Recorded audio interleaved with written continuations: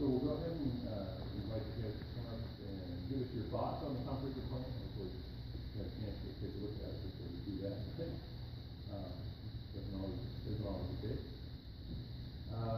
Comments should be directed to council, and we'll move to 2 minutes.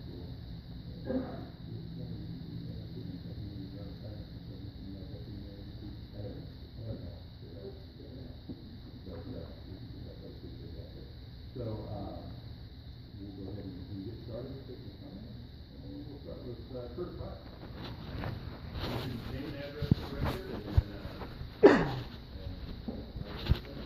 record. My name is Curtis Hart. I live at 115 Williams Avenue.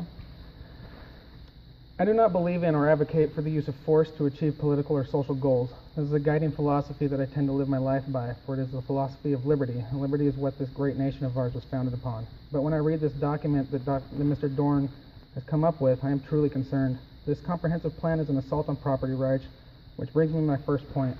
Has all of you read and understood every word of this plan? Better yet, have you read all the city codes and ordinances? I'm working on it. There's quite a lot. Interestingly enough, Kelso Municipal Code 1.04.080 reads, the provisions of the ordinances of the city and all proceedings under them are to be construed with a view to effect the objects and promote justice. Oxford English Dictionary defines justice as follows: just behavior or treatment, a concern for justice, peace and genuine respect for people, the quality of being fair and reasonable, to be just. Further, just is defined as based on or behaving according to what is morally right or fair. There is absolutely nothing morally right or fair about telling your neighbors what they can and cannot do with their property, such as land use policy number 22. Mobile homes shall only be permitted in mobile home parks. In the original writing of this document, mobile home parks should be phased out over time, was included. This should tell you a lot about the mindset of the author. We paid him $47,000 to come up with, kick out the mobile homes and take people's land and turn it into parking lots. This brings me to the issue of morality and fairness and of land use objective number 7, which needs to be taken out in its entirety. Prepare and maintain an inventory of privately owned land not suitable for development, which by the way is decided by the city, that may be appropriate for public acquisition for such purposes as parks and rec and parking lots.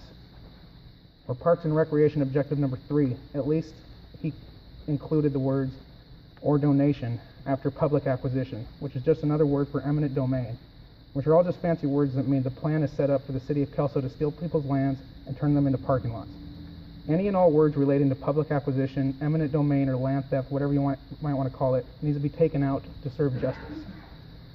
Now, I live outside of city limits, which doesn't make eminent domain any less evil, but according to land use policy number 4, the city will plan and move to execute this plan of annexing urbanized areas of North Kelso. Myself and my neighbor Chris went around to roughly 30 houses in our neighborhood. We asked everybody on the block and what they thought of this plan. They looked angry and annoyed. Only one person said they didn't want to talk until I said, "I'm not selling anything. The city plans on annexing North Kelso." We talked to somebody from every house on the block, or two blocks in our neighborhood, and the consensus was, no, we don't want to be annexed in the city limits. If we wanted to deal with city regulations and fees, we would have moved there to begin with. We very much would like you to take out any and all references to North Kelso from land use policy number 4. I cannot speak for South Kelso, but for our neighborhood, it was a firm no.